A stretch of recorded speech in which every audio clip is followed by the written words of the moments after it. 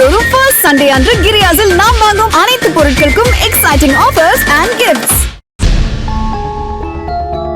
மானத ஓட்டி மந்தே நிக்க வச்சிருக்கேன். ஒழுங்கு மரியாதையா இருந்துக்க.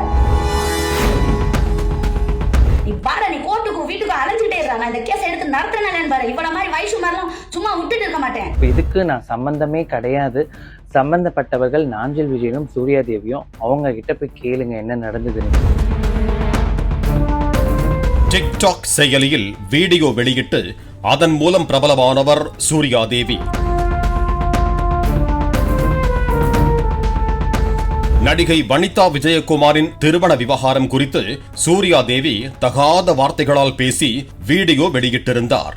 இதனால் கடுப்பாகி போன வனிதா விஜயகுமார் சூர்யா தேவி மீது போலீசில் புகார் அளித்ததை தொடர்ந்து சூர்யா தேவி கைது செய்யப்பட்டார். பின்னர் அவர் ஜாமீனில் விடுவிக்கப்பட்டார்.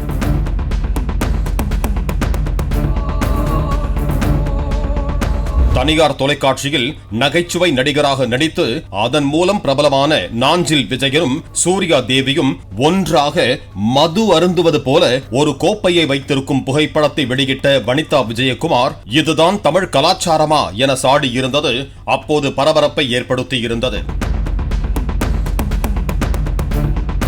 இந்த நிலையில் அண்மையில் காவல் ஆணையர் அலுவலகத்திற்கு சென்ற சூர்யா தேவி நாஞ்சில் விஜயன் கடந்த 2019 ஆண்டு நவம்பர் மாதம் தனது தங்கையின் திருமண செலவிற்காக 2,10,000 ரூபாய் தேவைப்படுவதாகவும் 3 மாதங்களுக்குள் திருப்பித் தருவதாகவும் கூறி தன்னிடம் பணம் வாங்கினார். ஆனால் அதனை திருப்பி கேட்டால் பணம் தராமல் மிரட்டல் விடுப்பதாக புகார் அளித்தார். எனக்கு எல்லா ப்ரூஃபும் என்கிட்ட இருக்கு. ஏன்னா வாட்ஸ்அப்ல அவன் எனக்கு மெசேஜ் பண்ணது எல்லாமே நான் வச்சிருக்கிறேன். இது ஃபுல்லாவே அவன் மெசேஜ் பண்ணது எல்லா காப்பியுமே எடுத்து வச்சிருக்கேன். வாட்ஸ்அப் கால்ல தான் பேசுறேன். ஏன்னா போன் கால் பண்ணா ரெக்கார்ட் பண்ணிடுறோம் அப்படின்ட்டு அவனுக்கு நல்லா தெரிஞ்சிட்டு ரொம்ப கிரிமினலா யோசிச்சு என்னைய கெட்டவளாக்கணும் அப்படின்ட்டு இப்ப நான் கொடுத்த பணத்துக்கு ப்ரூஃப் கிடையாது. என்ன ஆதாரம் இருக்கு அப்படின்றப்ப இப்ப அவன் வீட்டுல இங்க வளசரவாக்கத்துலதான் வச்சு கொடுத்தேன். அதுக்கான ப்ரூஃப் என்கிட்ட இல்ல. அதை அவன் மனசுல வச்சுட்டு இல்ல இவ என்னை மிரட்டுறா அப்படின்ற மாதிரி சிம்பத்தி கிரியேட் பண்ணி அவன் வேற மாதிரி இது பண்ணாரு. அதுக்காக தான் நான் ஏற்கனவே திருச்சியில எஸ்பி ஆபீஸ்ல நான் ஆல்ரெடி கம்ப்ளைண்ட் கொடுத்து அங்க இருந்து இங்க மாதிரி இருக்காங்க.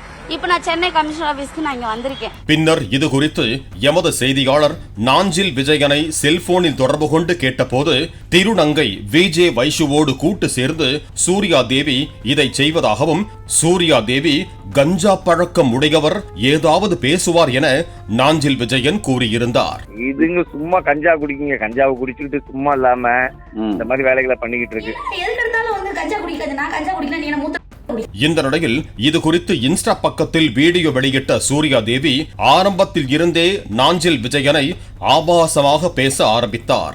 அது மட்டுமில்லாமல் தான் புகார் கொடுத்த அன்று இரவே எனது மனைவியின் 2 சவரன் நகையை காணவில்லை என நாஞ்சில் விஜயன் வீடியோ வெளியிட்டிருக்கிறான்.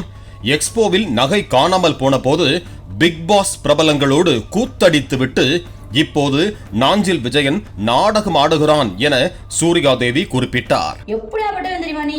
2 பொன் பிரேஸ்லெட் விட்டுட்டு நீ மக்களே நல்லா பாருங்க, அவன் இன்ஸ்டாகிராம் ஐடியில போய் பாருங்க, கூத்தடிச்சிருக்கான். விஜே வைஷுவாவது 2-3 நேர்காணலில் உன்னை பற்றி பேசிவிட்டு ஒதுங்கிவிட்டார். ஆனால் நான் உன்னை சும்மா விடப் போவதில்லை என நாஞ்சில் விஜயனை சூர்யா தேவி ஆபாசமாக திட்ட ஆரம்பித்தார். நான் விடவே மாட்டேன் உன்னைய பாரு, இந்த கேஸை நான் சும்மாவே விட மாட்டேன். சும்மா சாதாரணமா நினைச்சிட்டு இவ்வளவு தூரம் நான் செலவு பண்ணிட்டு அங்க இங்க எஸ்பி ஆபீஸுக்கும் அங்க கமிஷனர் ஆபீஸுக்கும் சென்னை வரைக்கும் வந்துட்டு எல்லாம் இது பண்ணிட்டு வர்றதுக்கு நீ வாங்கின காசு கொடுக்கறதுக்கு வக்கு இல்ல பேசுது.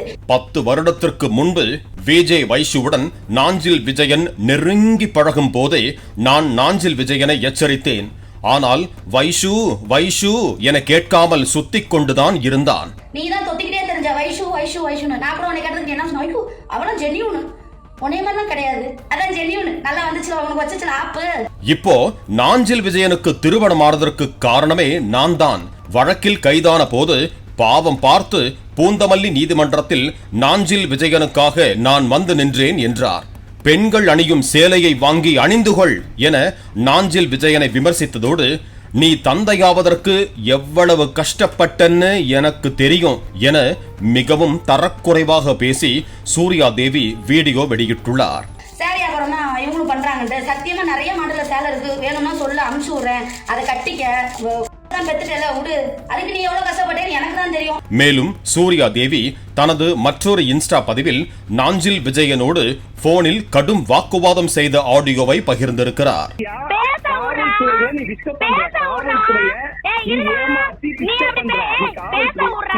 இப்படி திருடிட்டு வந்து சாப்பிடுறியா? இதெல்லாம் உனக்கு அசிங்கமா இல்லையா?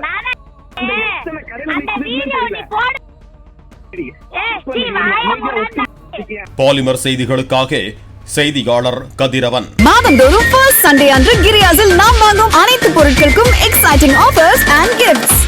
பிளே ஸ்டோர் மற்றும் ஆப் ஸ்டோரில் இருந்து பாலிமர் செயலியை QR கோடு மூலம் பதிவிறக்கம் செய்யுங்கள். செய்திகளை உடனுக்குடன் பெறுங்கள்.